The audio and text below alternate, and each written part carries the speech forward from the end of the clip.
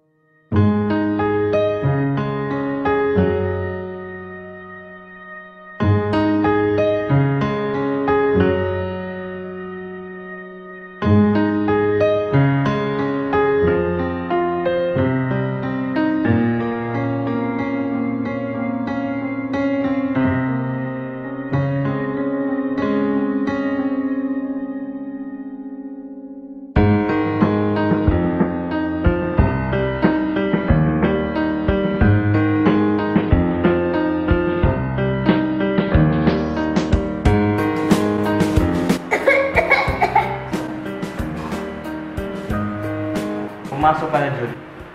Noong grade 1 pa lamang ako, maliban sa kahirapan, ang pagiging masakitin ang hadlang sa aking pag-aaral. Kunin ang iyong mga aklat at buksan ang pahina 120.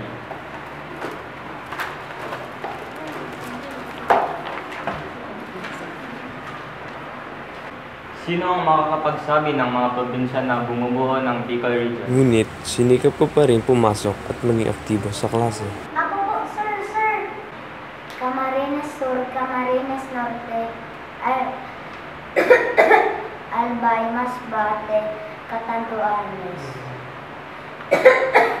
Magaling, June. Dahil sa aking sakit, ilang linggo akong di pumasok sa paaralan. Marami rin akong nakaligtaang mga aralin.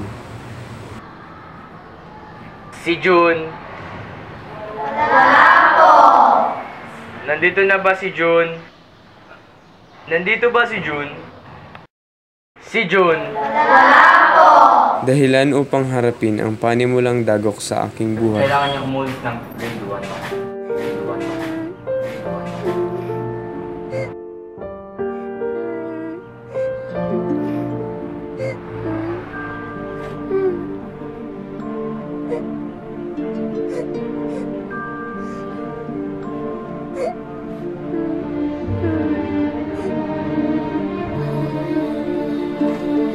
Kahit umulit ako ng grade 1 ay hindi ako sumuko at pinilit na makapagtapos ng elementarya at high school bilang isang valedictorian.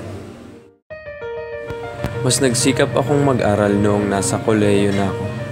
Dahil sa kahirapan, sinubukan kong maging isang working student at pumasok sa iba't ibang trabaho.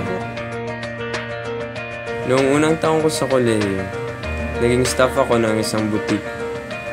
Huwag kayong mag-alala dahil hindi naman ako natuluyan.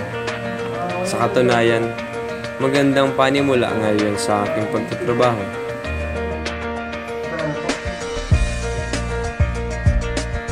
Sa ikalawang taon naman ay nagpalit ako ng trabaho. Mula sa pagiging isang staff ng butik ay nagtrabaho naman ako sa isang pawn shop. Sa panahong iyon, halos nagkasabay-sabay ang aking mga gawain, ngunit hindi ko pinabayaan ang aking pag-aaral. At sa huli at ikatlong taon ko sa kolehiyo, nagtrabaho naman ako bilang isang taga-kolekta ng utang sa market. Ngunit sa hindi inaasahang pagkakataon,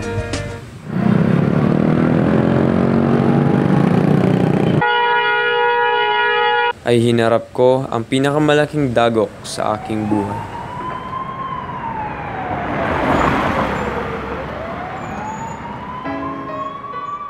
Sa isang iglap, nawala ang matagal ko ng pinaghirapan.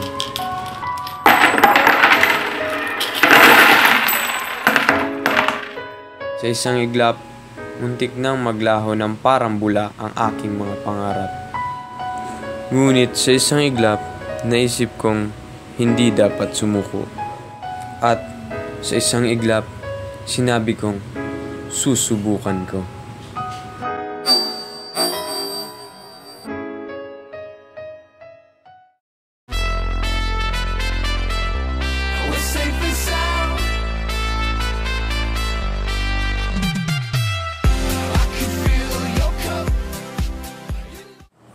Marahil nagtataka kayo kung sino ako at kung ano na ang nakamit ko sa buhay ngayon.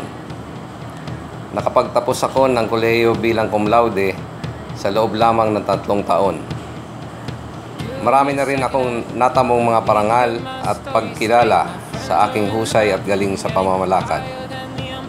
Ako, si Florencio June Mongoso, ang City Administrator ng siyudad ng Naga.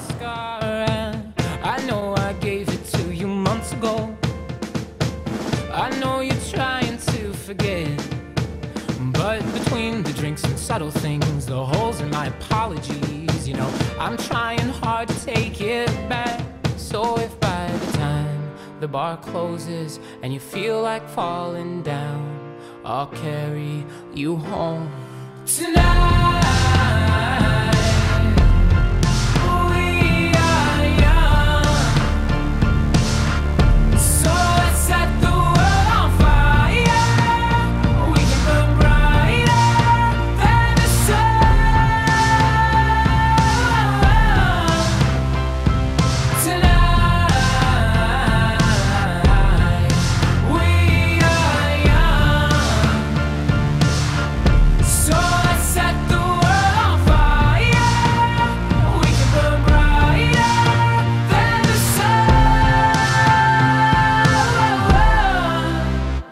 Now I know that I'm not